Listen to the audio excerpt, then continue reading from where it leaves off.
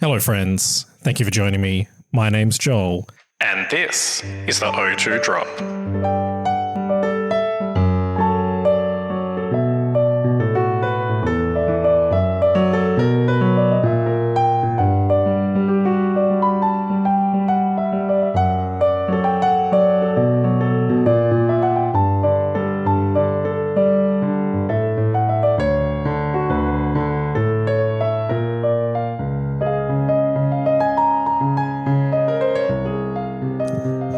You're listening to your favourite Made for Adults podcast, coming from Perth, the home of WAVGC, where tragedy has struck this evening. Dun, dun, dun. The A team is out, and I've recruited the best B team known. Damn fucking straight. So I am joined by number one O2 Drop stan, Mr. Jamie Hodge. Hello, in my house too. In your house. Thank you so much for having us here. It's all right. It wasn't easy, but convinced the missus, so it was a big push, but we got here. Yeah, you just have to tell her we're house trained. Pretty well, yeah. And the most banned player in Perth right now, Mr. Scott Free. Hello. Mate, until I wear like one of them inappropriate shirts for a regional, then it's Scott for now. Speaking of inappropriate shirts, merch is on its way, people. We have some designs that we're finalizing for the O2 Drop. If you want to get your hands on some of the juicy designs we're cooking, you have to be a member of the Bottom Cut. And to do that, check out our Twitter at the O2 Drop _VGC in our bio. Link to Buzzsprout, top right corner. There's a button to subscribe. And if you do that for $3 per month, you can be a member of our Discord, which will give you for now.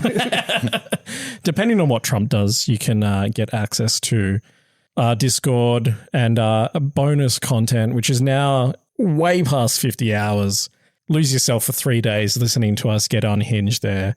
It'll be great. Or thanks to one of our beautiful subscribers, we do have a website which we're cooking, and for now we'll just redirect you to the subscribe page. That is the O2 Drop, the o2drop.com.au will lead you to the subscribe page.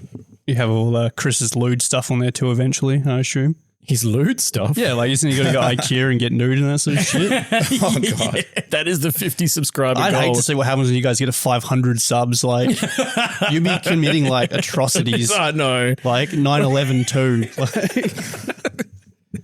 All for 500 subs. 1,822? Fuck. Yeah. If Chris ends up as like a sex offender, does that mean he'll also be banned from Pokemon? Will I have company on the... You will on the sideline. That's fantastic. maybe not, because it's not directly affiliated with TPCI, right? As long as he doesn't wear an O2 Drop shirt, He will. He will. He will. Isn't that the whole point? Like, you're meant to... Oh, I have no idea. I might have to just convince him to do it at home, honestly. I mean, look, or you'll probably edit the footage, so you can always just censor out any logos. Censor out everything. Yeah. That's probably the safest bet. Yeah. All the pearl-clutching Christians will be like, oh my God, I'm never listening to that VGC podcast again. And they never do. All these chilly people. These chilly people. So we are here, of course, to talk about recent events, and one of those being the Atlanta Regionals, which, if you're unaware, had one of the worst finals. Yeah, the guy got fucking read like a book, eh? Oh, it was... And they were mates too, I'm pretty sure. Yeah, they team built together. Yeah. You could tell that... Well, the commentators actually spoke about it, that they'd like team built together. And yeah, one of them was sufficiently more prepared for the mirror match than the other one. Yeah, the whole thing was strange because obviously we're talking about before we started what's his name? Joey. Yeah. He really... super passive. Yeah, but even his game previously in top 4 versus Joe UX9, he played really, really well. So you would have thought that going into the actual finals match against his own team, theoretically would have had a better read on it. But I don't know, it kind of looked like he threw a little bit. Yeah, it was really bizarre. Maybe it's just because like if he feels that his opponent has more experience in that mirror, playing unpredictably and throwing a curveball might have been his best out in the situation. He felt he was going to get out. You would think that, but he played the same lead and same team 2 games in a row. It was Daniel Yu who won. Yeah. So he led with his like hyper offensive pretty well, like Koraidon and something else. Flutter, I think. And Flutter. And then when Joey led Ogapon. Was it Ogapon? No, he led Brood. Oh, yeah. Brood Bonnet. It was a really Chiyu. yeah, it was really passive. So like obviously Daniel was there to win where Joey was kind of just there to have a good time almost, you know? So Yeah. And game 1, bloody Joey terrified his Chiyu to just get blasted out and lost his terror for the match. It was... Yeah, I'm pretty confident I picked up my phone and looked back at the TV and it was like, where'd it go? Yeah. Chiyu was dead. Fucking Daniel's Koraidon was asleep, but it was basically Jova from there. Like, it was nuts. But, excuse me, we shall go through the usage of day 1. We don't have exact usage for day 2 yet, but that's okay. So your restricted Pokemon, 19% the Ice Horse, 17% the Shadow Horse, 15% Miraidon, 10% Koraidon, 9% Kyogre, 8% Zam, 6% Terapagos, and 5% Lunala. So interesting movements there. Koraidon up, Zamazenta down. Because Lunala won the last regional, right? It did, yeah. So that's probably had a bit coming off it. So yeah, I'd say Lunala probably just a more difficult legendary to run in singles. It'd be interesting how people run it in Regai because playing Showdown, I come across a few thinking they're going to be like the wide guard variant, but they're mostly offensive. So. Yeah. Or like I think I've seen like Calm Mind and Sub. Yeah. Is like a one that's popped up here and there. I think it's mostly the ones I've done is like Protect, Calm Mind, Moongeist, and Meteor Beam with like, was it like Power Herb? Yeah. So, which is what you don't like, and then they would have either Miraidon or Koraidon, some sort of heavy hitter. So I think your brain just goes to, yeah, oh, they're going to be the support. Yeah. No, especially when you're playing best of one, which we will have to get ready for, all of us English-speaking nations, because we have one more grand challenge left. Yeah. And when we go to the Japanese circuit next year, because TPCI hate us. That's all we're going to have. Yeah, get used to it. Save money on travel, though. Got to think big. Don't have any travel. Yeah, well, we save heaps of money. But travel's the best part, man. Sometimes. When I'm traveling from my house to the Perth Convention Centre, yeah, it's pretty cool. But other than that... Yeah, flights need to get sorted out, that's for just sure. On the subject of travel, one thing I did notice during all the interviews, like just the repeated theme that like people were like, where's the favourite place you've been to play Pokemon? In Melbourne for OCIC. Has that popped up a bunch? It popped up on at least 2 or 3 interviews that I saw like during the coverage of the day 2 stream, and I'm like, that's crazy. I think they keep coming back to it. What is crazy is like they took OCIC us because of Gavin Michaels, allegedly, right? That's the story. Where's he fucking been? Wait, Gavin, I don't think I've heard this. Gavin Michaels? He was talking like mad shit about it, I'm pretty sure, on the so Twitters. In the last year that we had OCIC, obviously I think it was the first year of Scavvy, right? Yeah. So like regionals were popping off in America. They were breaking attendance records. He had a Palafin every team. weekend. Yeah. He had the Palafin Amoongus team. Which got dubbed Palance, basically. He was the like one of the first winners with Palance. So there was like, they were getting like 700, 800 VGC players at American tournaments. And then OCIC was like 400 VG Masters or something like that. And after winning, he gets up on stage and he goes, I've just won the smallest event to date and I'm on top of the leaderboard. It was like the biggest like... I haven't seen his name since. That's pretty big karma, though, like, when you think about it. I think he's popped up recently. Yeah, I think that was... Did he appear EUIC, I think? There was one of them I watched not too long ago. It might have been an IC, and his name was there, and then I just got, like, fucking angry. Like an old man shaking his fist. Yeah, so that's... What the fuck was that? I was a nerd. Where did that come from? Bing through it. She's gone now. Bold eagled me, fucking appropriate. Attacked me and flew away. So, like, it would be super nice to get OCIC back. And the fact that Americans are getting into interviews and saying, yeah, the best place I've been for an event is Melbourne. But it wasn't just Americans. There was one of the guys, like an Italian dude, saying the same thing, even though it was like, he was like, it's 26 hours from Italy. It was hectic, but like, it was just the best venue, the best vibes. OCIC was great. Loved it. Other than when Casper tried to scam me for $200. When was it? Like what time of year? OCIC was... Mate, no. I went to one that was like February. Because that would have been like nice weather. So that would have probably really like helped, you know? Yeah, so because Melbourne's pretty shitty most of the time. Yeah, I went there, 3 or 4 years ago to see Sia, you know, the chandelier lady. Yeah. You travelled to Melbourne to go see Sia specifically? Yeah, like my ex-missus wanted to go. Okay, yeah, no, that's fair. But, you know, got to go where the missus wants to go.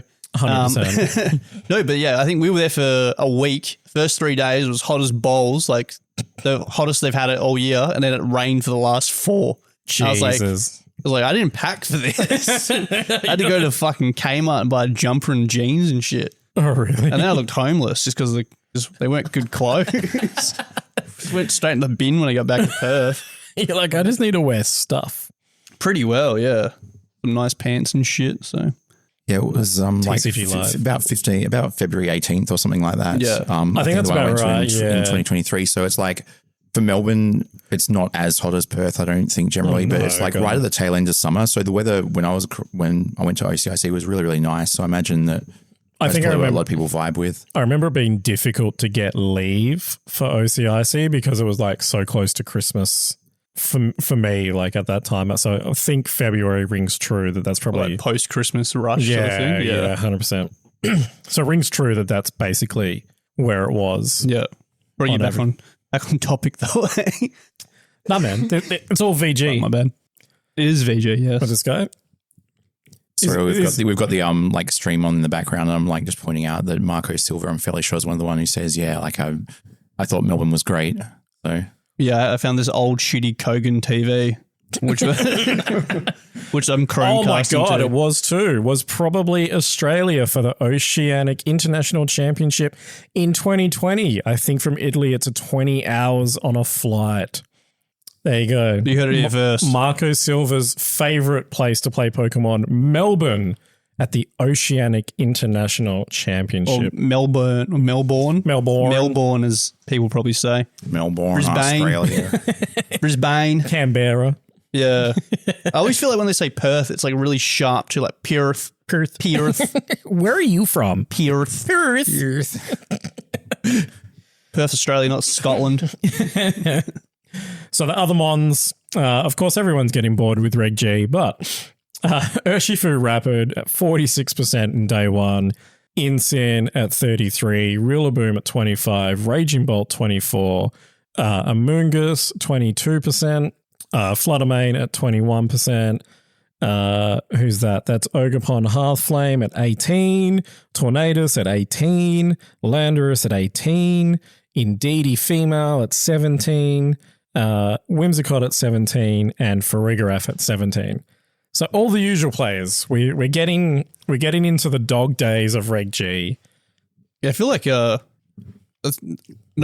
one team won? I think it's been like one team per regional, right? We haven't had one team just dogpile and really like dominate the reg at the moment, have we? Yeah, I don't think there's been like, excuse me, one archetype that's run away with it. Yeah. It's not like chalk or whatever back in the day, you know? Yeah, where everybody's running it. Yeah. We've had Miraidon win. We've had both Calyrexes win. I think Kyogre got a win. Even when Miraidon first won, though, it was almost considered like a fraud at that point. Everyone was writing it off and no one thought it was worth it. Yeah. And then the Japanese were like, oh, yeah, this is how we've been playing it. And then it fucking won Worlds. So yeah, pretty well. And I think it won the first regional. The first Reg G. Reg G? Yeah. Because it was the parabolic charge one. Yeah, or discharge. Sorry, discharge, yes. We were next to Whims. Yeah, it had and Blood Moon, and I think it was a Terra Ground for Rig. Yes. Yeah. So, I can't remember. I'm probably an Ogerpon and probably a Urshifu as well, but I think Hands, maybe. Yeah, true. Yeah. But no, yeah, it definitely hasn't been the same Pokemon over and over again, which is... Yeah, it's kind of refreshing, you know? So, yeah. But I guess annoying when you build a team for a regional. He's like, all right, this is what I'm looking for. And then you don't play that team. Yeah. It's Yeah. I don't know. There's lots of, I mean, Reg Eye people, some people are very interested in what's coming and some people are not, right? Because very early results online were pretty much just Kalizam. Yeah. And people are like, that's what I'm running at the moment. But it was like so dominant in like that first series of events that happened like immediately after Reg Eye, and all the creators like on Limitless are like, we're running Reg Eye now, like come and do it. Like I think it was Callie Shadow and Maridon that won R1 that we did for the O2. Alistair running that one. So yeah, he's just cracked though. He could have Alistair could have rocked up with like babies, tiny cup, and probably still would have won. So I mean Tim's pretty good too, but I think between those two, I think yeah. I think either one of them would have made it to the finals using like dog shit ones, So they definitely could have. I mean 100%. Mark made it to the finals on a run of shitty RNG, so yeah, I remember. I think when he did that mono meme one. Yeah, I think I fucking thrashed him. He was cursing me out too. It's funny. He was, man. And then you're getting paired with Mark, like I'm fucked. And then I was like, oh, okay. Because I think when we did our monotype, we had like 4 people run normal. Yeah, I ran Ghost. Yeah. I made it to the final too. But then I played Melbourne Matt twice. He thrashed me the first game, or the first time, and then played him in the finals, and I lost, but it was way closer. It literally came down to like a 50-50 pretty well. So. Nice. So top 8 at Atlanta, you will see some repeating things here. There was definitely some team building teams that made it through to top 8. So Caden Owens ran Terrapagos, Rillaboom, Screamtail, Heatran, Incin, and Cornerstone. Andreas Wilkerson ran Coridon, Indeedee Mail, Tornadus, Landorus, Chi-Yu, Flutter. So 1 physical attacker. Sam Pletcher ran Brute Bonnet. These are mostly people I haven't heard of either. I think Joe UX9 was the only name I was like, oh yeah, I know him. Yeah. Chi-Yu, Flutter, Galarian Wheezing, Coridon, and Raging Bolt. Thomas Irwin ran Screamtail, Terrapagos, Cornerstone, Rillaboom, Heatran, and Incin, the same as Caden Owens. Yuki Janinovic, who appeared as one of Wolf Glick's homeboys, boyfriends, if you would. Well, one of the homies that he kisses goodnight. He ran Calyrex, Shadow Rider, Reggie Drago, Hearthflame, Urshifu, Indeedee Female, and Wims. Joe UX9, repping the hoodie with a jacket over the top. Put your glasses on, have a rant about that. Ran Urshifu, Hands, Volcarona, Maridon, Grimmsnarl, and Ditto. And then both Joey Woodring and Daniel Yu, the champion of Atlanta, ran Chi-Yu and Fluttermane, Iron Crown, Indeedee, Coridon, and Brute Bonnet. Brute Bonnet. I have a question though. I've never been to that high, so I know. Do third and fourth play each other for third place? No. So what's that go based on though? That'll be how they went into the finals, yeah. Okay, because I saw that Yuki said he placed fourth, and then obviously Joe was third. I was like, oh, do they play each other on like a side stream to figure out? No. But that'd be cool, right? It would be. I don't think the prize money differs or point. No, there's no difference. If they introduced bragging rights, that's about it. But if they introduced tiered prizing in the top 4, so like third and fourth were different, and they played a bronze medal match, that would be pretty hype. Yeah, especially if it's way more entertaining than what we got in finals, right? Yeah. So I'll say the top 4 match between, I think it was Daniel and Yuki.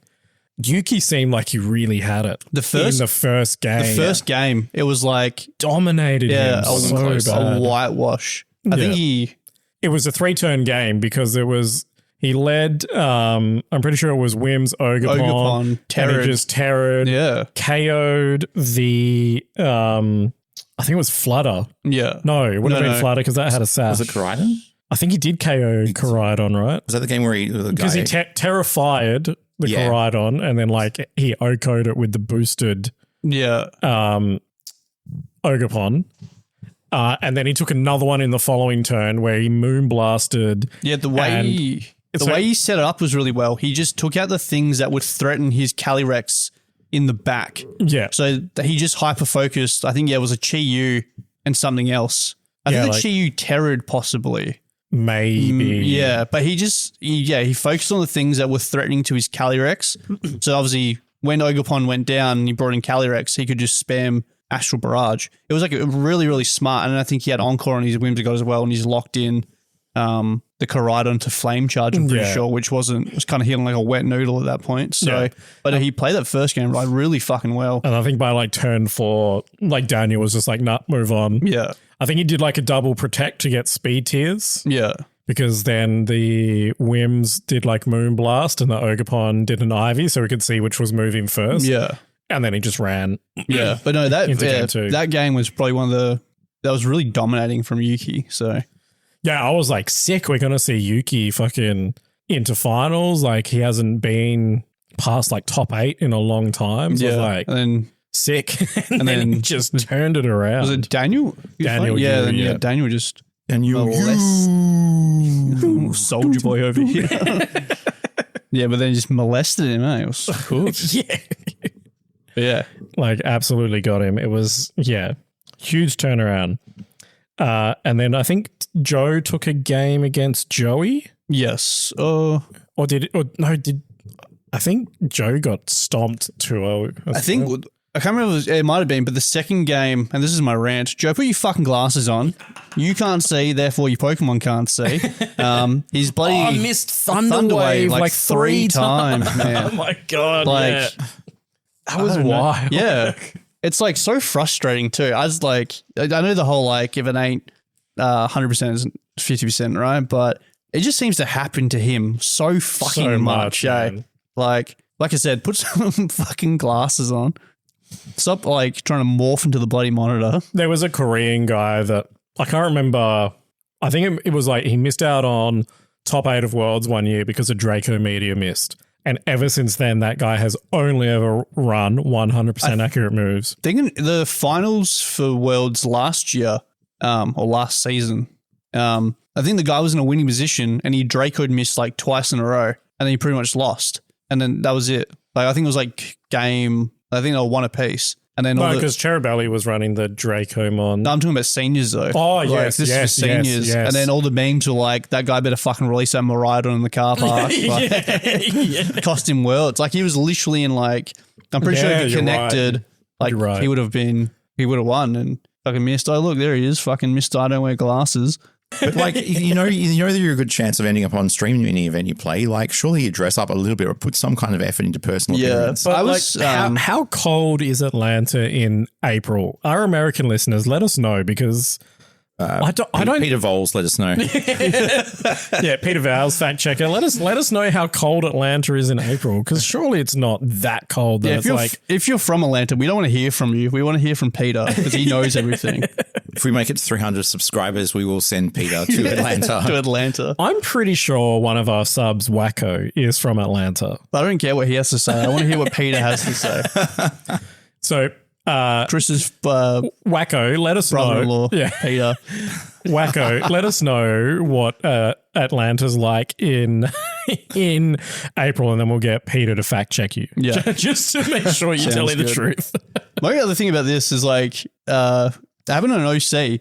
I just want to butt in while we're watching it. That's rude. This thing with like Miraidon, Koraidon, how they've got like Ultimate mode and Apex mode. I feel like it's the first regionals where they've done that. Well, you don't have a choice. I know. That's the weird thing. They're like, why is it suddenly important? I mean, because imagine if someone rocked up and it's like bike mode. They forget to take it out.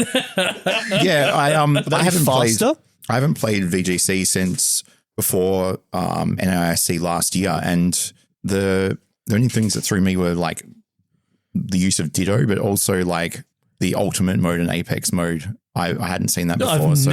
I've never seen it. I feel like, maybe first regionals with it. Apex mode's way cooler than ultimate mode too. Everything else is like same cast of characters. Like there was nothing there that I was like, oh, what's this?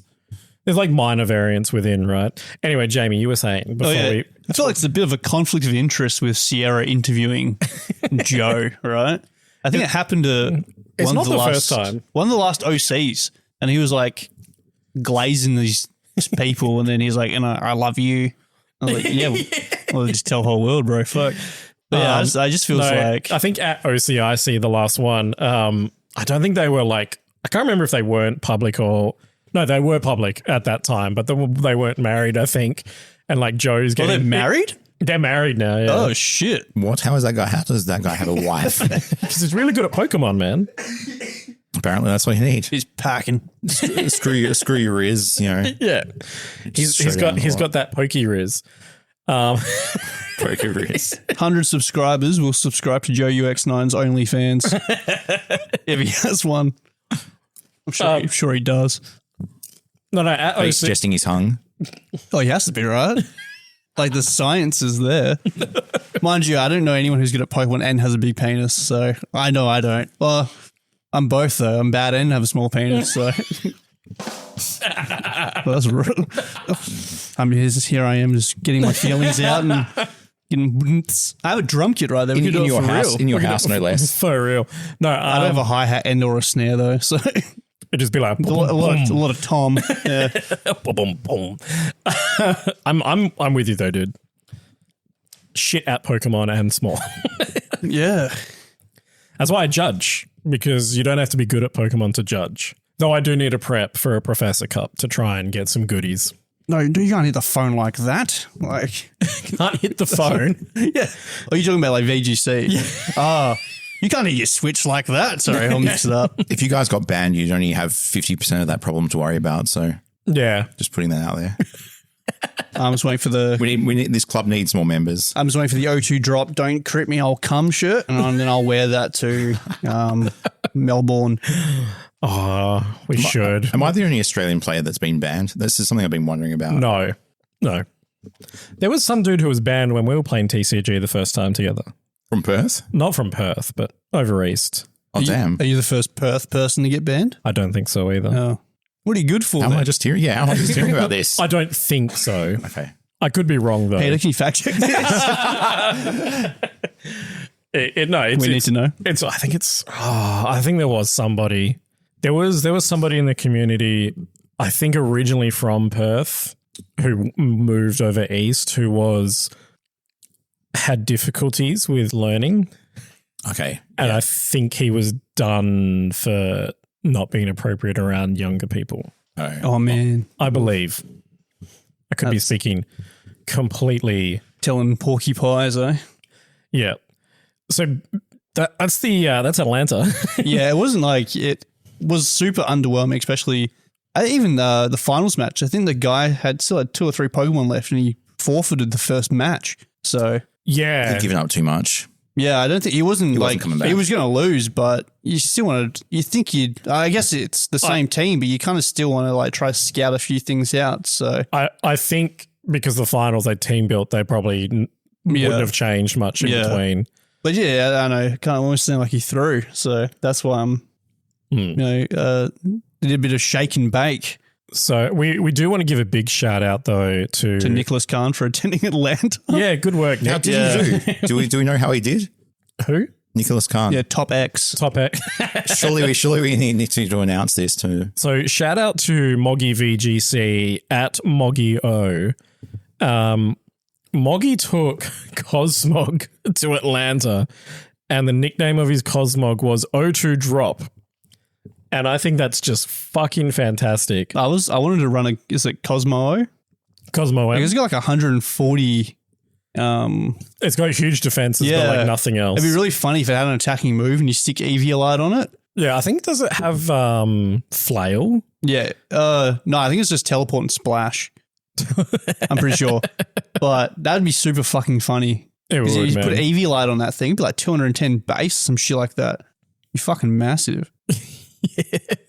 I don't think it has much HP either, right? It's just probably dog shit, yeah. It's like massively defensive. So I think, it kind of just gets wiped.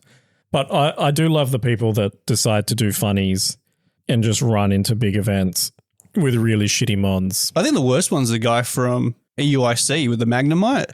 Yeah. Like he would have paid like Magnemite, yeah. For starters, we like paid £200 or whatever. Good money the fuck to it get was. in. Plus, that could potentially be a space for someone who actually wants to go and try. Like it's a funny meme, but I think that's the like kind of double-edged sword you kind of, So 100%. Okay. There are two people with unreported results at Atlanta, but we have 1, 2, 3, 4, 5, 6, 7 players who went 0-1. Fuck. Yeah, one of them being, I think it must have been Nolan Hedgeland who ran the Cosmog. So shout out for doing the funny.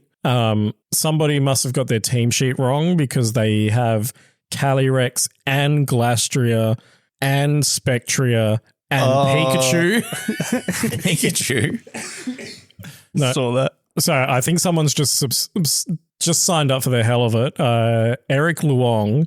So his team is Glastria, Spectria, and Calyrex. And then Cramorant, Pikachu, and Arascuda. Yeah, sick. I think you forgot the, what's the Reigns called? What's the actual item? Reigns of Unity or whatever it is. Not unlock that yet. Yeah. And we have 3 players who O2 dropped. Nice. The first being Justin Clay, who ran Zacian, Regidrago, Tornadus, Urshifu, Rapid, Ogerpon, Halflame, and Indeedee Female. We have Isabella Greet, who ran Urshifu, Rapid, Ogerpon, Halflame, Roaring Moon, Landorus, Indeedee Female, and Lunala. And we also have Marissa Lawrence, who ran Arabega. All going O2 drop. We love to see it. It's weird sometimes they do that because they don't actually have bad teams like on paper. Yeah. So, but unless they just build teams or take teams last minute and they're like, get to their second match, it's like, I actually don't know how to pilot this. I have no idea how to do this.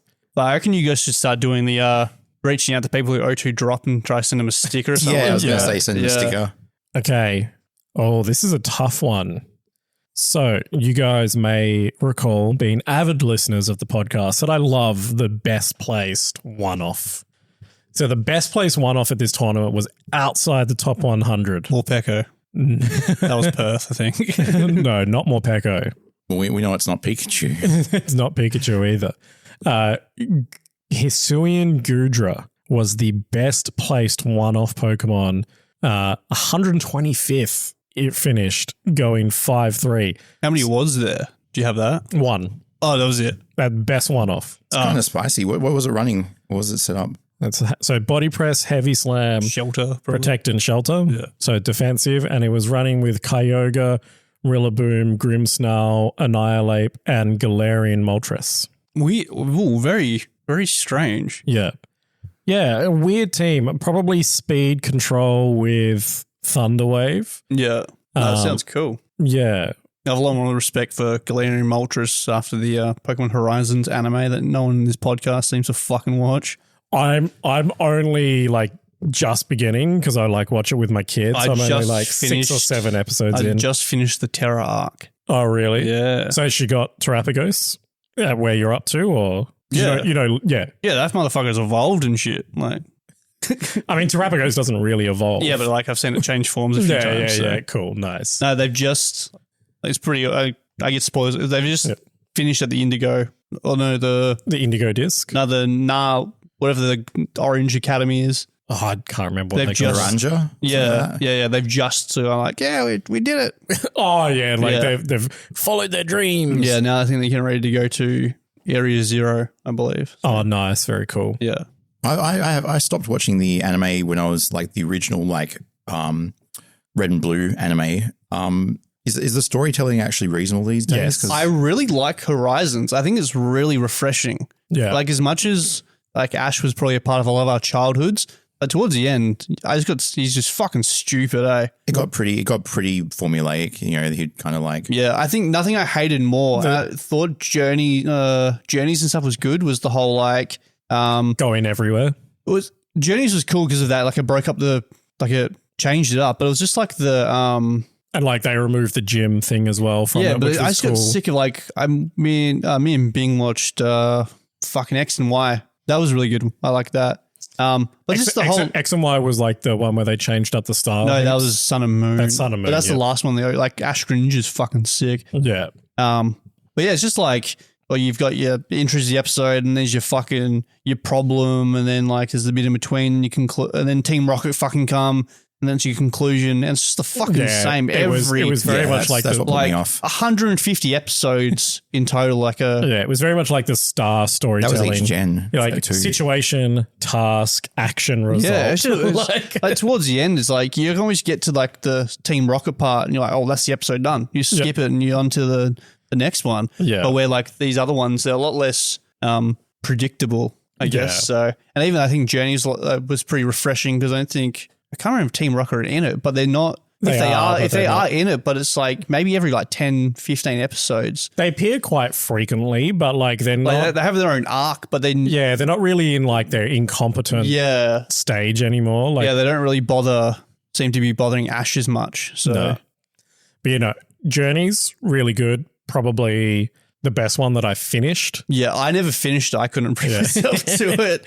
Just because you didn't want to see the final? Or? Yeah, and I think on top of that, I got really frustrated with Ash's team. I feel like for the last episode, they should have brought like his goats back from every, like if possible from from his previous the callbacks. That's, brought back. Dude. Like Charizard and stuff has had heaps of callbacks. Yeah, but even if it was like, Pikachu, Sceptile, Infernape, his Crocodile, Greninja, like all these ace Pokemon from each series. Like I think that would have been really, really cool. But then the team that he won with is not his best team. No, but it's great storytelling team. Yeah. I think. And like, you learn so much from the anime, Mark, such as how Sirfetch'd gets his sword and his shield. Yeah. But no, yeah. And sometimes it's the friends we met along the way. Exactly. Well, that's what the One Piece is going to be, by the way. Yeah. I'm telling you that right now. When Ash won, I like had a little cry about it. I was like, that's so cool. Yeah. I'm literally up to the part where he's about to fight Leon. I can imagine that goes for like 4 or 5 episodes. 3, I think. Yeah. Yeah.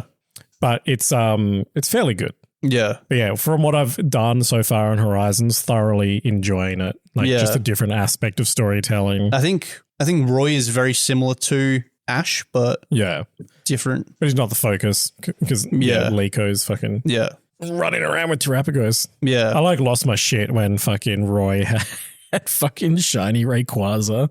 Oh yeah. That was fucking weird. Yeah. And then he just I remember, we're watching it, and me and Mrs. looked at each other like, what the fuck? Is that TV broken or what's the go here? So, but then he just fucks off. And that's the whole series. He's trying to become stronger so he can go and get his shiny Rayquaza. Yeah, get it back. So, have they just got like another protagonist that they're following again? 3. Yeah. Okay, it's 3. Are they like intertwined or is it like separate stories? Yeah, they're all together, yeah. So it's like Lico, Roy, and Bop. No, Dot. Sorry. But Dot's, she comes and goes in the first season. Yeah. And it's not until the second season that she's like a main character. Yeah. She's kind of like your Brock, I guess, where she's like the one that's really level-headed, that sort of character. So yeah. I just feel like it might have been nice for them. They could have like broken away from that for a little while and told these like self-contained stories that maybe have characters that don't repeat. Like they could have broken up the formula a bit rather than going back to it. But I think also that Mark's quitting the podcast after we've spent this long talking about the anime. So thanks for your service, Mark. Start your own podcast with blackjack and hookers. But no, I mean, we had a Pikachu go 0-1 drop, but Pikachu was actually the best finishing 2-off in damn. Yeah. In Atlanta. It finished 66th was its best finish. 8.4 average, which means that somebody actually took it into day 2. which is really cool. That's fucking wild. Yeah. Was it like Eevee, like glass cannon Or light ball? Usually they're light ball. Let's have a quick little look-see-tooksy. I don't remember the math, but I think with light ball, I think it's like a base 125 special attack, some shit like that. Yeah. So it's just glass cannon. Both of them running light ball, yeah. Yeah, Pikachu's like, yeah, it's, and like lightning rod, so like you can avoid all the other things. Indeedee Male, best finishing 3-off, finished 7th. And then... Which is weird, because Indeedee Male was everywhere. Yeah. Like last reg. And then so the like other best finishing, Regidrago, only 11 uses, finished 4th as its best finish.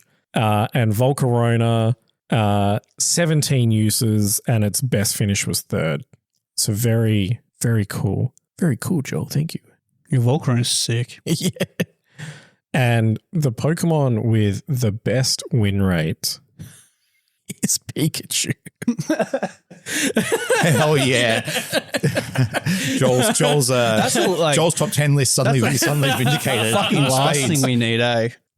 The best win rate by a Pokemon at Atlanta was Pikachu, who won 66.67% of its matches. Huge. Who was it? Who was the player using it? Is it like a big name player or just... Let's have a look who finished 66th, and we can explore this Pikachu team so that everyone can run it as we finish out. Or not. Reg G. So this was Max Simon or Simon. Oh, okay. This is gross. Kyogre, Tatsu, Dozo, Tornadus, Galarian, Weezing, and Pikachu. So I got a Choice Specs Kyogre, a Light Ball Pikachu, Covert Cloak, Weezing, Galar, Ability Shield Tornadus, so Prankster next to Weezing, Leftovers, Unaware Dondozo, and Focus Sash Tatsugiri. Mind you, thinking about it now, it's a lot of these like weird meme teams that people aren't ready for. That's why they pretty much lose, right? Or they get over, they see a Pikachu as they want to fucking really wreck this guy and then get absolutely clapped. So the overconfidence normally is your worst enemy. So. Yeah, the meme team is definitely ringing true because that's what I ran for the GC, and the team that I ran was that one that Dan used as well? The one that Dan shared. So like the surprise Trick Room team. Yeah. So you have 0 speed Kyogre with specs, a Regidrago with 0 speed with a speed reducing item such as Heavy Ball. Whatever it is. Iron Ball, yep. And then you have a Whimsicott with Trick Room. You have a Farigiraf with Trick Room, an Iron Valiant with Trick Room, all of them with 0 speed, and then a Smeargle with a Jetpack. So you get a Fake Out, you get a Trick Room, and you get a free switch into your Ace. It's very cool when you run it properly. Yeah, when you obviously I think what Dan finished like 200 and something. I don't think he's got the exact finish yet, or he might have the exact finish, but yeah, he finished like 1600s. Yeah, that's hell good. Yeah, so he should be getting like about 50 CP. Yeah, from that and improving his BFLs. Yeah, well, hopefully he goes to Worlds this year. Yeah, he's on the cusp. Yeah, he is on the cusp. Don't do it to us again. I know I made the joke I'm last still traumatized. time about if someone told me that like I'm playing something like I really need the money, my mom's got cancer, all that sort of shit, and it's like get good. I definitely think in a local situation, if I was versing Dan and then he needed this, like that was a CP he needed, I would probably throw. As I've said more than once, you play the first game, and if you beat them, you shake their hand and then sign the slip that they won. Yeah. You go, yeah, I got your number, be better, but... Just like, yeah. And I'll be meeting you in the bathroom with that weird hole.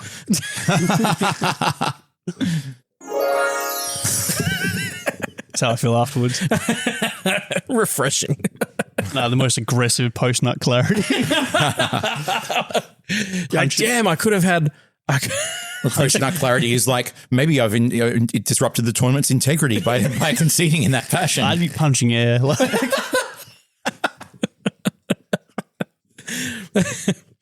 I don't think I've ever had that thought after an event. I think there's that, what's that movie? Foxcatcher. It's got Channing Tatum and he headbutts the mirror. You ever seen that? I have not, no. That'd be me. After that shit, I went, nah, fuck this. Oh, man. But no, do you remember back in the day, TCG, when they first introduced ties? Because remember we used to play sudden deaths. There's always a winner or loser like there is in VGC, and then they introduced ties in like 2015 or something. I think that might have been a little bit after my return, to be honest. I think I might have just missed the end. Might have just missed that. But anyway, they introduced ties to TCG, and basically people were gaming that system by like IDing late rounds to like keep people out and shit. We had so many handshake agreements in that time to like not finish a round on a tie and just like whoever was in the best position just like get the win to like stop the gaming. But I have to say I never thought after one of those I was like, oh, I ruined the integrity here, because I was very against IDs back in the day. I wish we had them in VG. Yeah. I don't know. How would ties work though in VG? It wouldn't really, because VG's not built to have ties. It's built to have a winner. I'm of the opinion, well, at least when it comes to regionals and worlds and stuff with the finals, it should be best of 5. Yeah, absolutely. Yeah. And yeah, best of 5 should be a no-brainer, especially for like finals. Yeah. Or even like, like the top 4 as well. Like, maybe, yeah. Maybe not so much. Go kind of does that. They do best of 5. I remember messaging you during... Yeah, like why the fuck are they playing? Yeah, it's like why, they played each other like 9 times. Why are they still going? Like, why is it like someone wins and then they like reset the board and the other bloke wins and they reset the board again? I was like, what the fuck's happening? And then you're like, it's too much to explain. And I was like, fucking text us like just fucking like voice memo at the dog. Like, fuck. I think I did voice memo. You did. Yeah. Took you 10 seconds. Would have been a lot of writing though. Yeah. I was like, fucking hell. But I think like the final for Atlanta, right? That was such a shit finish to a tournament. You wouldn't want a best of 5 when it came to that, I guess. No. But maybe a third game, that guy would have had a different way of doing it. Yeah. And actually pushed through and made it a 5-game and plus, set. Like, they want stories half the time, right? Like, imagine the story, some guy's 2-0 and then... Yeah, finds the path to victory. Yeah, and then wins the next 3 and he's... The reverse sweep. Yeah, and he's the world champion. Like, that'd be like talking about that whole fucking, like, you know, you got that lull bit. Yeah. That's their story for the next 3-4 months, you know? I mean, so often in TCG, though, they get these finals that are just like one guy dead draws twice and that's it. Like, and you can have world championship finals just end that way, and it's just not satisfying. Yeah, like, I think we watched that happen to Yuichi at OCIC, like the last one. He kind of just like dead drew in game 3, and the path to victory was just like hoping that his opponent couldn't set up. It happens in your pocket. And like they split like a really skillful game 1 and game 2. So like, and then you had this third game that was just a non-issue. Whereas if you go to 5, like it dramatically reduces the chance of having that kind of thing happen. With VGC, I guess, like, yeah, you can have like speed ties and some other areas an RNG element. So maybe there's still a good argument for best of 5. I mean, even just for the spectator side of things. Yeah, I mean, I would love to see it. I mean, championship fucking Sunday for like an IC would probably be a bit manic, because you probably have a 2-hour timer on TCG matches, and then VGC rounds would probably be. I thought with that they should fucking split the streams. I reckon, like, have your TCG and VG, but then have Go and or Unite tacked on to either one. Yeah, because Unite is such a new addition to the championship Sunday for ICs. I'm sure we'll have it again for NAIC. Yeah. I'm sure it'll be there. But yeah, they need to split it, because EU, I was like waiting all day for it. Yeah. And by the time it got to... It was like midnight for like VG. Yeah, that was juniors. And I was like, I still got like 2-3 hours before masters. Yeah. I got fucking work tomorrow, bro. They can probably clean up some of the like puff piece interviews they do with the winners and stuff afterwards. Yeah. Or take those interviews and have them be conducted by the actual casters rather than... on the stage. Anna J or whatever. What's her name? Yeah, I know the one. Yeah, Anna Prost, is that right? Anna Prost, that's right. Yeah. So you have those interviews taken on to their maybe them have them split up on the channels. I think Pokemon likes the visual that all the games are kind of essentially part of this unified universe almost. So I'm not sure they ever split them up, but maybe you split up some of the Puff Beast interviews or go more in depth with them, but take them onto the separate relevant How much channels. does not that I've ever paid attention, how much does the viewership drop between like the masters of the TCG finishing to then beginning of the VG?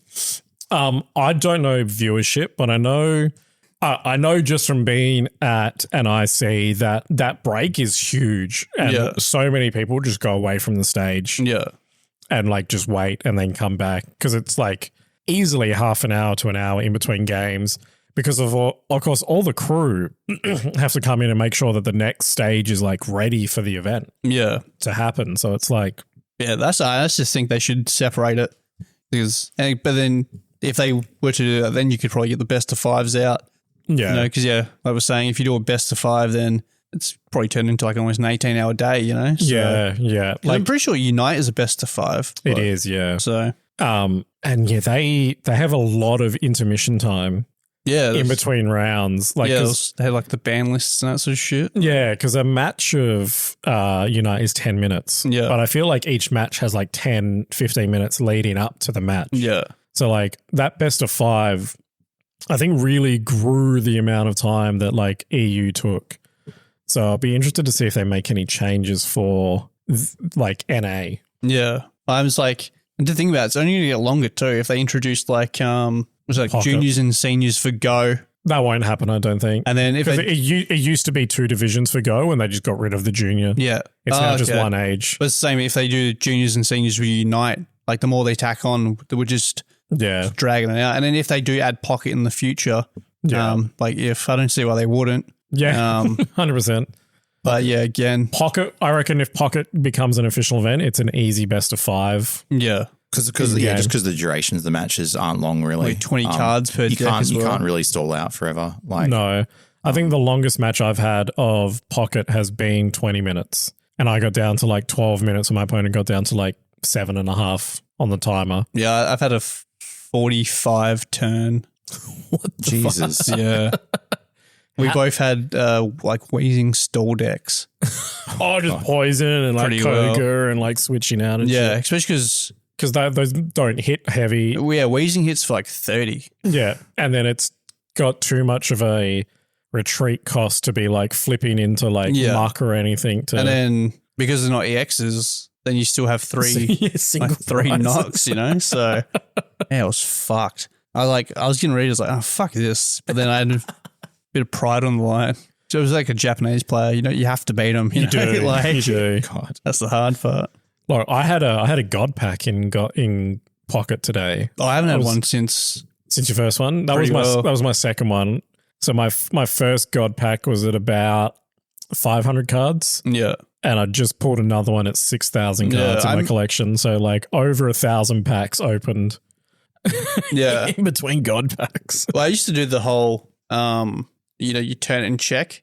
Yeah. And then anything good, I would screen record it. And then there's the one day I just brain fade and just started swiping. I was like, oh, that's weird. 2 full arts. And then I'm like, oh, fucking God pack. And then like a rant of being, I was like, fucking look at this. And then showed her. And then I think like the next day or 2 days later, she pulled a God pack too. Nice, yeah. So I was like, fucking dog. I think mine was a part of the 10 packs.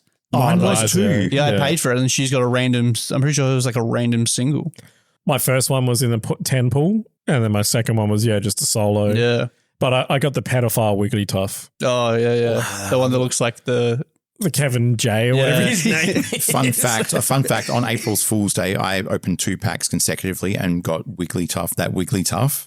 The creepy Wigglytuff. Such a creepy Wigglytuff. Twice in a row. Man. I got it twice in a row. I was like, is this the April Fool's joke? It was legit like, this is the only thing that makes sense. I was like, so when do I get my actual pools? Yeah, exactly.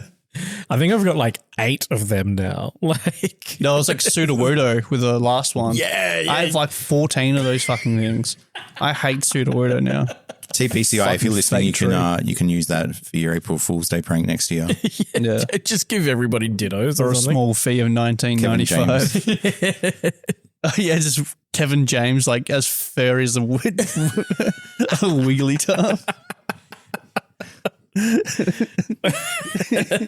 That'd be so dumb and so good. So good.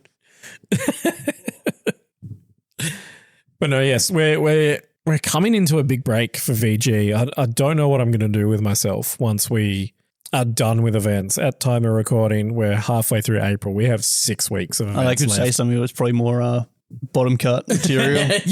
So Yeah, I can give you. I was also about to give a list of explicit activities that you can do while you're unable to participate in Pokemon tournaments. I'm getting ready to play TCG, if you can believe it.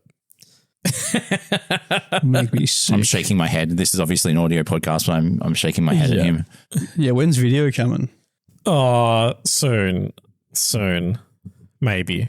Have you figured out how you're going to set it up? I have a rough idea, yeah. I need 2 or 3 bits of equipment that are pretty pricey. I think the only issue you have is like you'd probably almost have to commit to recording at one person's house because trying to get different setups. Yeah. Is I know how I would do it every place that we've recorded thus far. Yeah.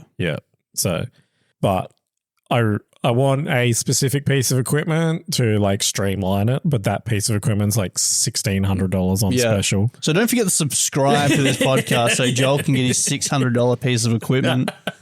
It's 16. If you happen to be power of attorney for your elderly grandparents who may suffer dementia, just on their credit card, just add them to as a subscriber. They're not going to know what's going on anyway. So, or if you are a subscriber and you want the sugar daddy or sugar mummy tag on the Discord, fling Joel an extra few bucks a month. You can be up there with the likes of, I believe, Amy and Phil. Amy and Phil are they're tied sugar daddy of the O2 drop. Yeah. One sugar daddy, the other one sugar father. How much?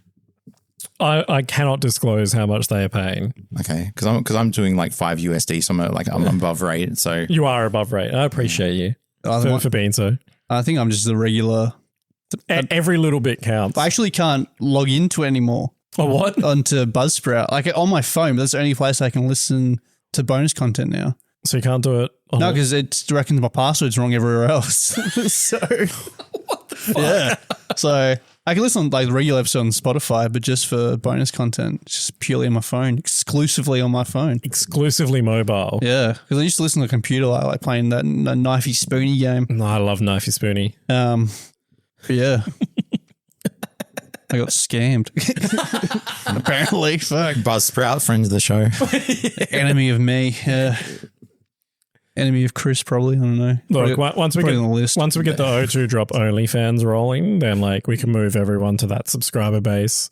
That subscription platform should be much better. Yeah, you got Patreon. That's probably the only other place. Patreon, Fansly. Yeah. Fuck, what else exists? Fansly and OnlyFans are literally porn sites. Imagine trying to explain that to your other half. What's this fucking OnlyFans thing on your credit card? It's my friend's podcast. No, it's fucking not. Prove it. Yeah. I mean, I'd probably believe it if it was like, you're only paying $3 a month. Like, who's showing you their arsehole for $3 a month? Like, doing it on OnlyFans, like honestly, just makes so much sense for the bottom cut. I think you have to commit to the meme, right? I mean, you're sort of right. It'd be okay. Again, I wouldn't know how to explain that.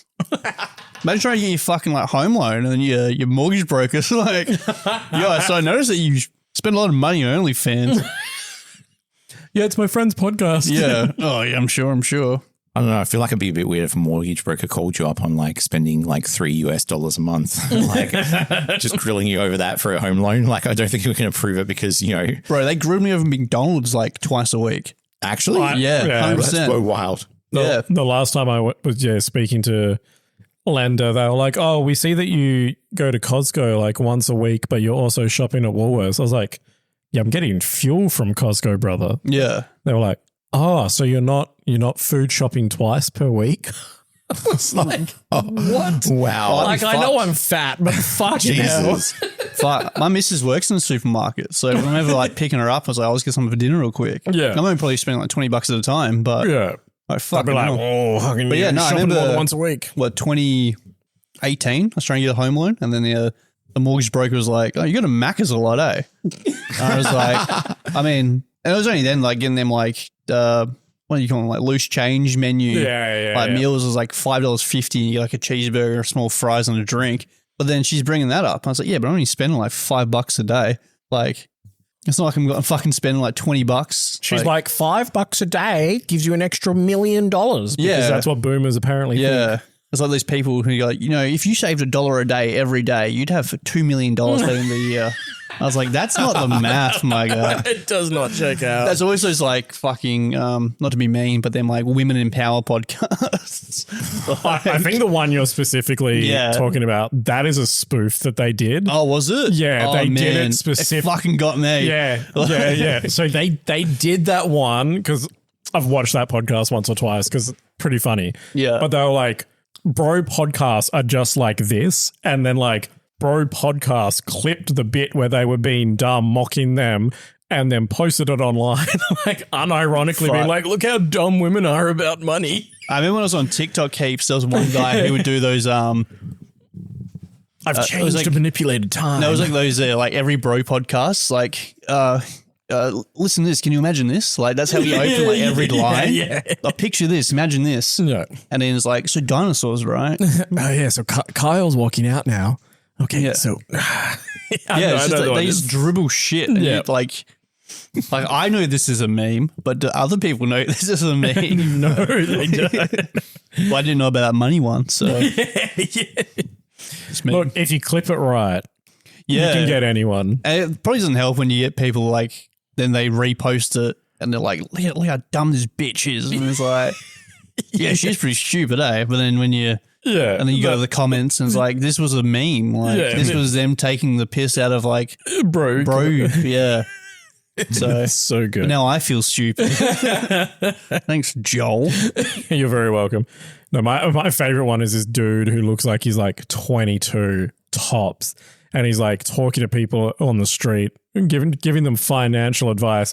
And he's like, what's this that you're wearing? Like grabs their shirt and like, how'd you get that? And he's like, I paid for it.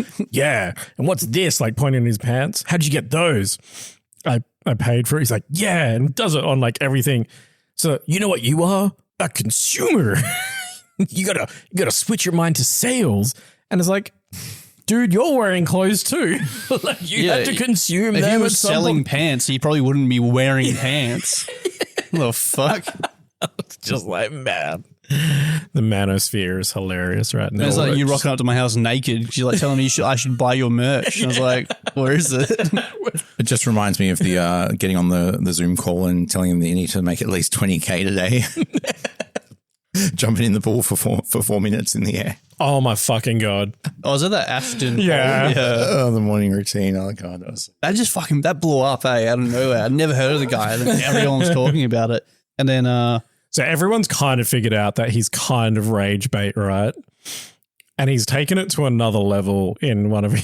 He did a nighttime routine, eh? Yeah, he did. Yeah. Oh, I thought I saved it. God, I want to share the end of it because it's just fucking funny and it's gone. I feel like we've been talking for ages, but yet Joe UX9 is still on the TV. He's been on this whole time. Yeah.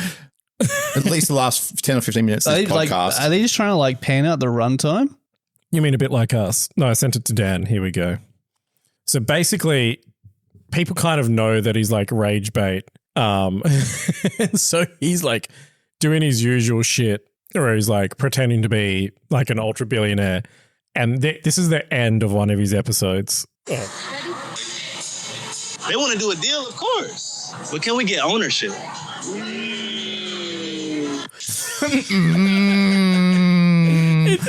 It's just the fuck. It's him talking at like a cabana in Florida on one side of the table, and then there's 4 people on the other side of the table. And they're all,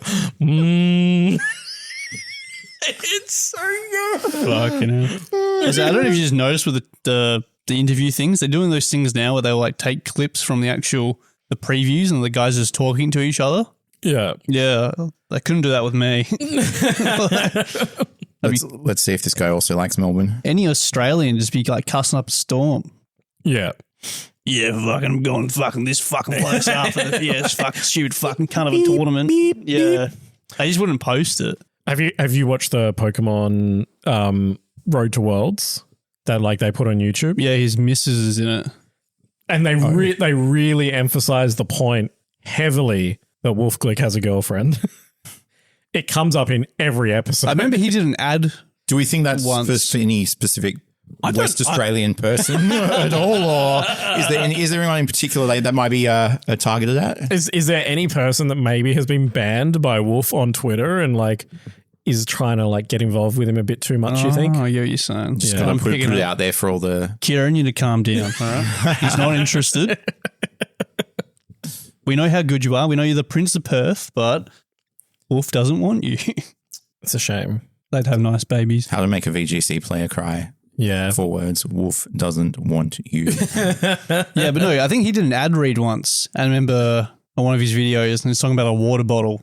He's like, my girlfriend uses this water bottle. I was like, okay, yeah. You just unsold the product, bro. Yeah. And I bet your missus uses pads every month. Like, what's the fucking point? Like, no, Wolf, we want to know what you do with the bottle. That's all we care about. Do you douche with it? Do you drink from it? Like surfing Pikachu or flying Gyarados? That is an interesting question.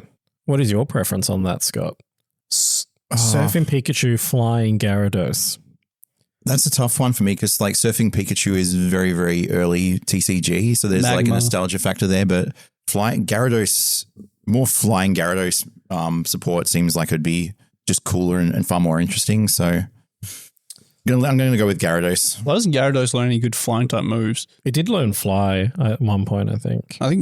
Does he get aerial ace? Hurricane. He gets, but it's a physical attacker. Yeah.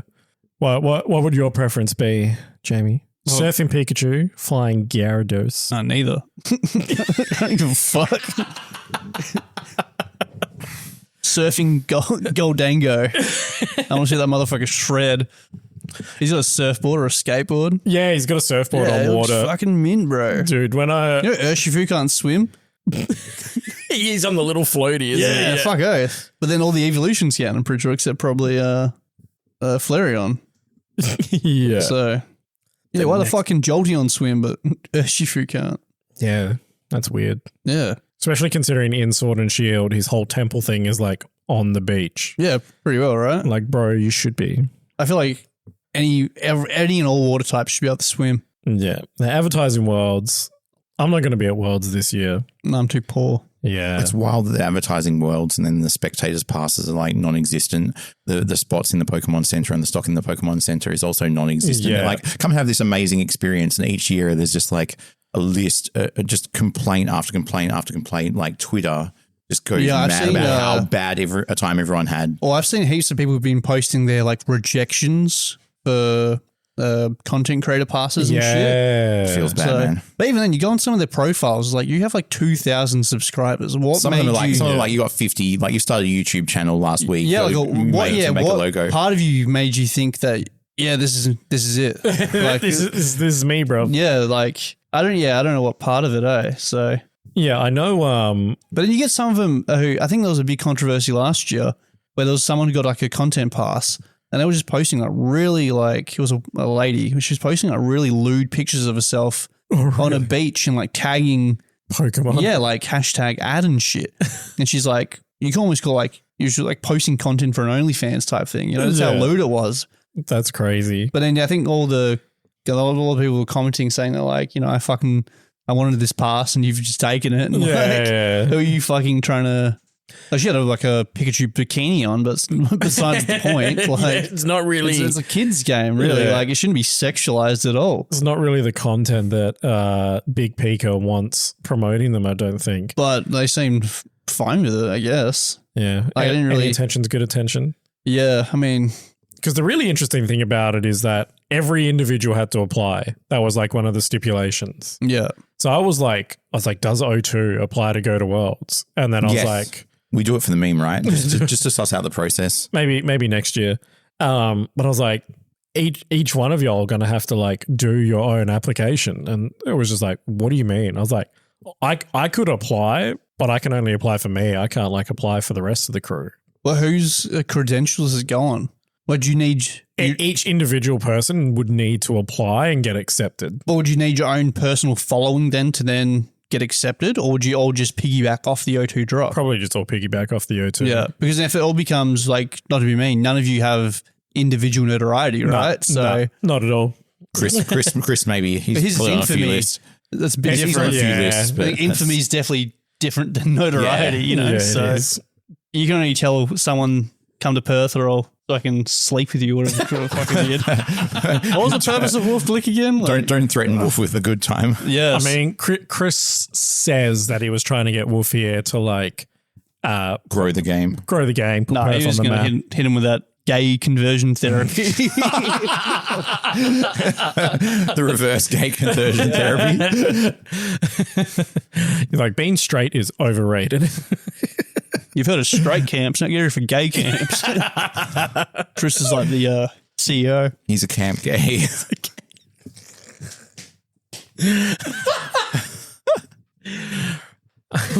If you want to join Chris's gay camp, subscribe to the O2 drop. The I think impression you'll find. the impression Mark did of him on the last podcast made me lose in the car. I can't do it. Wait, he wasn't there? No. Apparently not. Fuck, he's going to hate this, though. He's never going is. to take a holiday again. No. It's been a good opportunity just to chill out, have some episodes that are really easy to edit. Yeah, I was going to say, actually enjoy spending time with your family because you're not spending 4 hours editing out rants. Mind you, you probably edited out one of my old rants from last time. It wasn't even a rant. It was just a funny joke that won't see the light of day. Yeah. I think was that about our favorite person in the scene? Yeah. about Joe. Yeah, Joe and Sierra. Yeah, that's Okay. Because Megan Rattle can't get me banned. when you're already banned. We'll keep it in. You can't kill me. I'm already dead. Showdown's going to lose when Champions comes out. It depends how they build champions, right? Well, hopefully, like, if they were smart, they would literally just grab him, right? Yes. And be like, yo, we'll give you X dollars. Yeah. Hire fans. Yeah.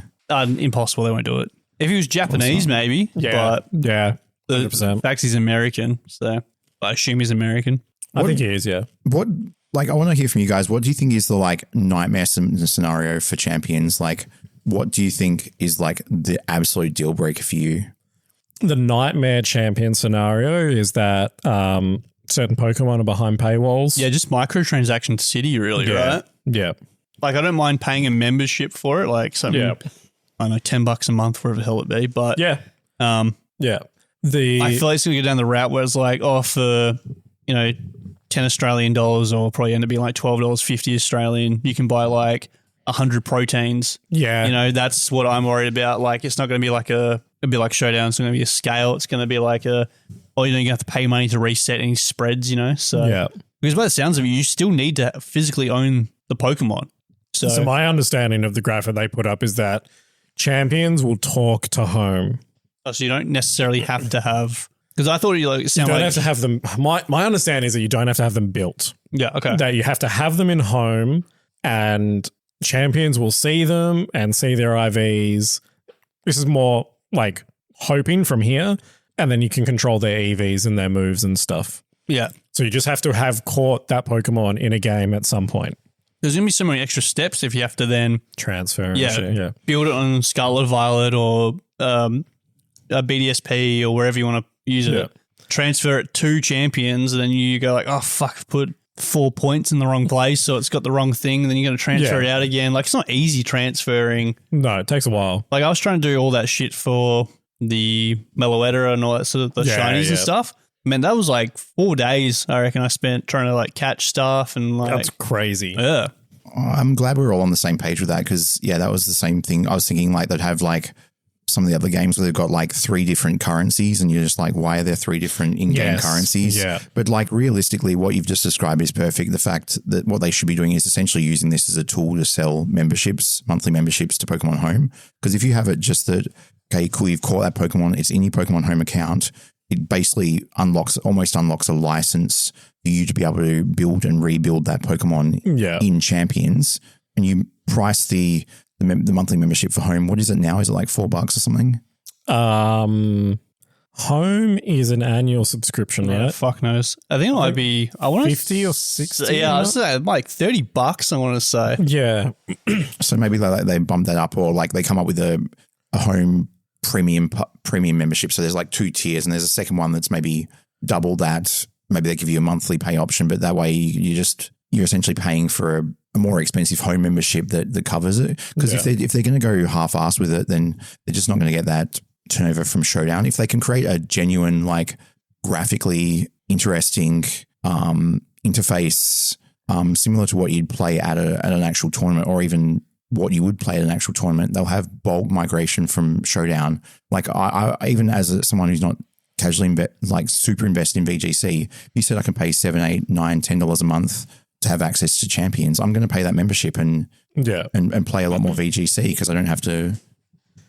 Yeah, I think the license, like the word license that you use, kind of like that's what I kind of see the good path. And it's kind of like maybe a little bit from Unite, but in Unite you like buy a license through either grinding coins or buying gems. Yeah, I think that's going to be the one annoying part, like Scott said, was like if you have like the 3 or 4 different currencies, like you have the in-game currency, then you have like your microtransaction currency. Yeah. And then you might have a currency that then you put into the individual Pokemon, that sort of stuff. Yeah. Like when it gets too overcome, like there should just be a battle simulator. Yes. They're like at most. Yeah. And that way if that's like the main thing people play out of from now on, then it stops people from like hacking.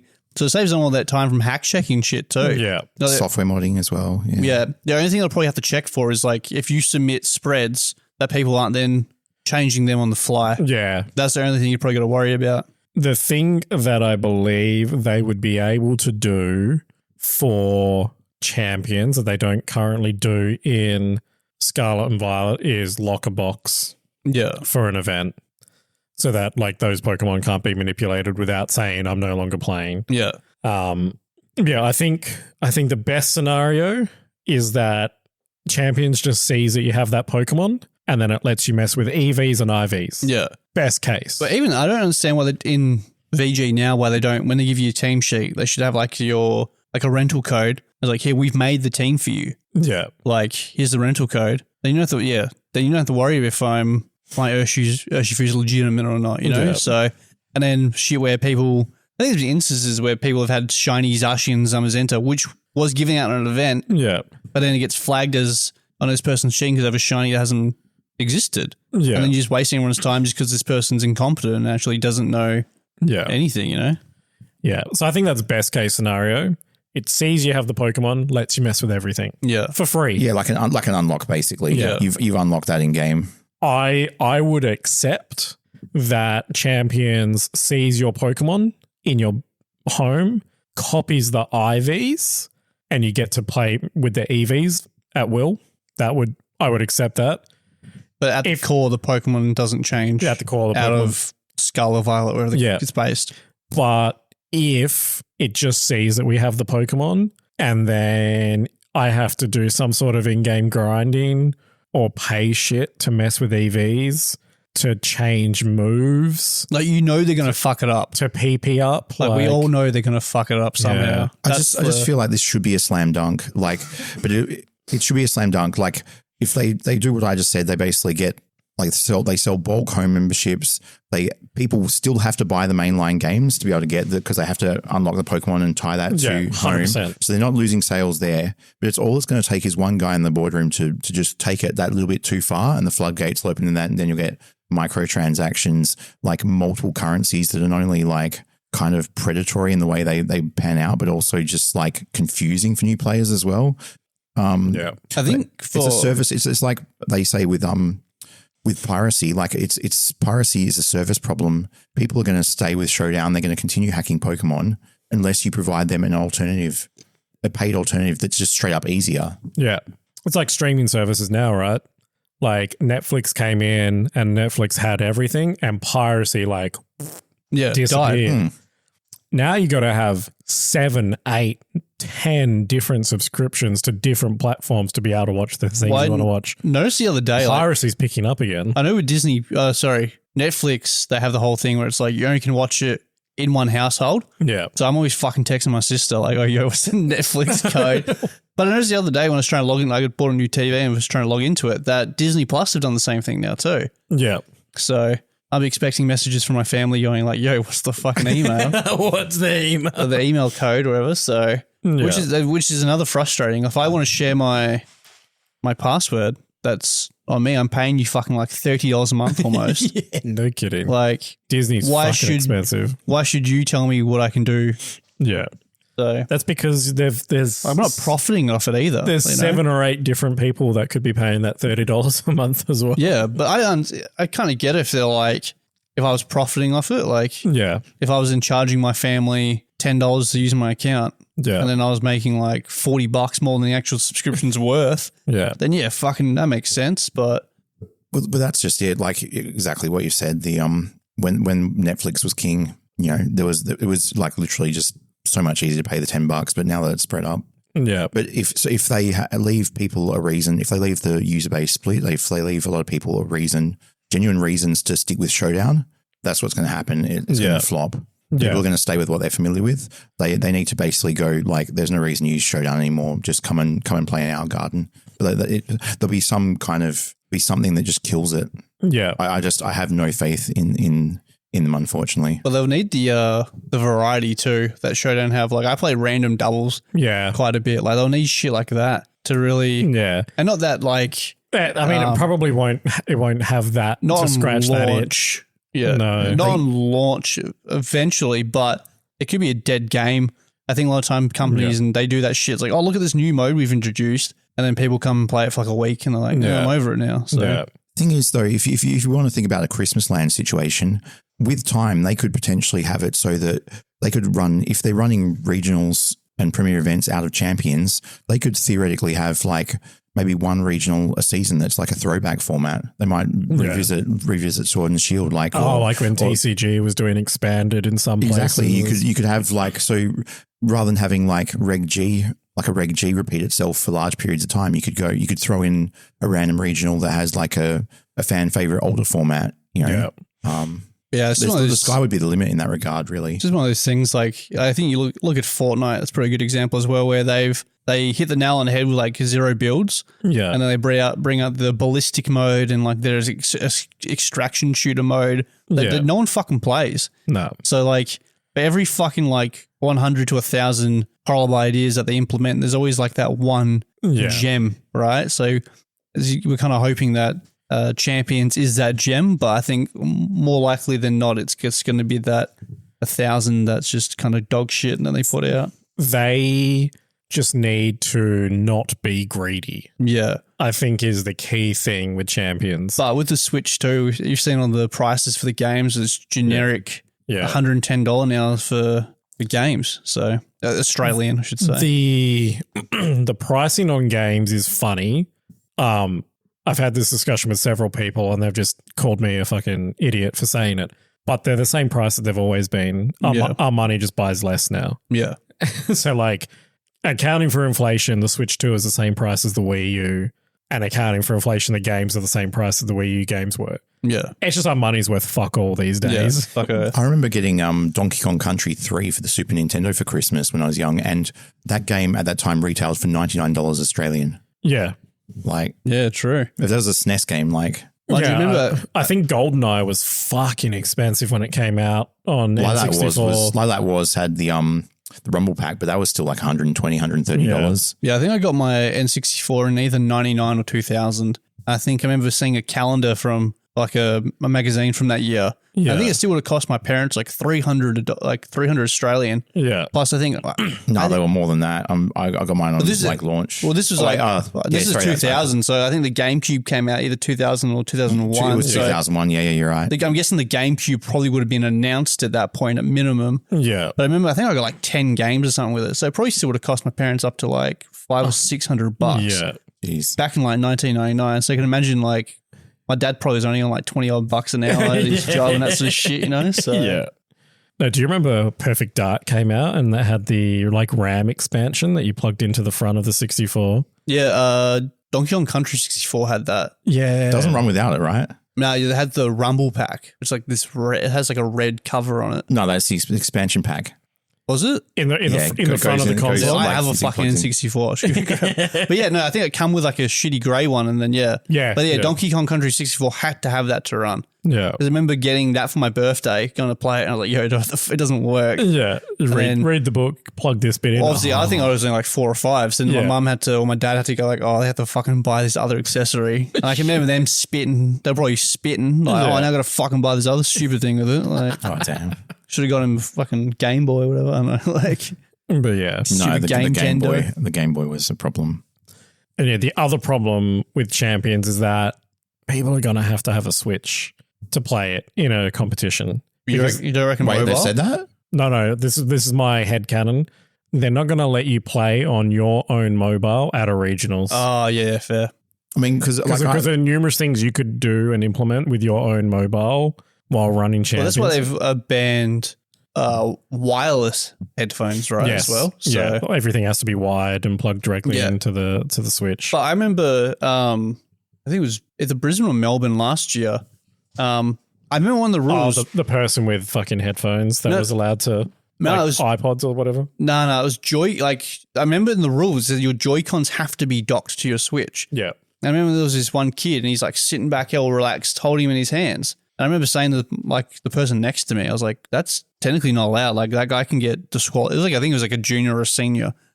I was like, you can technically get disqualified for that. I was like, because that's not allowed. I was like, I'm not going to be that fucking guy who Gets a kid yo, DQ'd. judge fucking that kid's cheating. I mean, jokes on them, because they can't really stop me receiving messages via vibrating anal beads from Kieran regarding optimal gameplay lines. So Yeah, just gotta exactly. learn my Morse code and I'll be set. Me. Oh. Press a button. Fuck, you'd be leaving every 10 minutes. I've nutted, Just have Kieran shouting out from the cross. That was the wrong button. I've nutted again. I said left twice, not A, B. You have the short and all dazzling gleam. Oh yeah, he's got a wobber fit. Wow. Yeah, duh, wobble fit. But yes, gentlemen, we shall begin to wrap up this episode of the O2 Drop. Thank you so much for coming along at short notice, Scott, and for hosting us, Jamie. You're welcome. Much appreciated. If you've enjoyed the B Squad, let us know on Twitter. I asked the coach to put me in, and he finally put me in. Yeah, a callback audition. That's what it was. Yeah, callback audition. Yeah, I was going to say, this is kind of bullshit. You said I got the job in the last episode I was on. I was just waiting. I was like, so when's he going to ask me again? It's been about 6 months. Just like lead him on. Sit at my phone every night, just waiting. Coach just put me in. Finally He's got the not coming. call on the toilet of all places. Damn. I was like, damn. You've interrupted my fucking ranked game of Pocket. Nah, I think I was just wiping. I was like, why is there blood? But anyway, Is your friend here? hopefully it doesn't go septic. Damn. True story. Oh, man. Yeah, let us know how the B Squad went, people. We'd love to hear your thoughts and opinions. And stick around Probably tell us this dog shit. where we get unhinged for the bottom cut. Until next time.